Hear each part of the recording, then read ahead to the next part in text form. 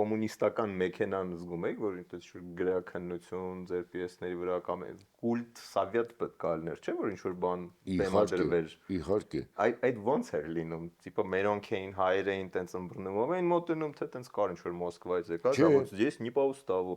Պատկերացրա ընդհակառակը երկու ներկայացումներ այստեղ փակվեցին, մեկը պարոնայք ամեն ինչ կործանվում է, բայց դեռ կարելի է ապրել եւ զվարճանալ, Господа все рушится, но еще можно жить и веселиться։ Դա զուտ աֆիշայի վրա չէր տեղավորվում, դրա համար փակեցին։ Ու հենց մենակ անվան համար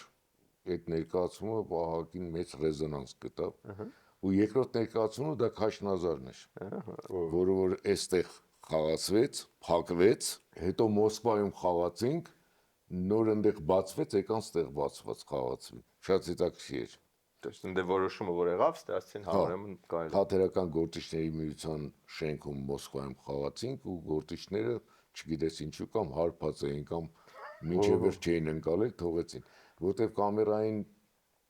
թատրոնի ներկայացումները միշտ եղել են շատ պրոգրեսիվ ու ոչ միշտ սովետական կարգերը գովերքող ընդհանրապես, ընդհակառակը շատ տարօրինակ էին իրենք իրանց բովանդակությամբ, մանավանդ Քաշնազարը, որովհետև այստեղ Նազարը չէր ընկալվում, որտեղ որպես պիես Դերենիկ Դեմերչյանն էր, ու մենք էլ Դերենիկ Դեմերչյանի հիման վրա է արված, բայց ամբողջովին փոխված էր բնականաբար, Արա Երինջակյանի մատն էլ էր մեծ մատը, խառն էր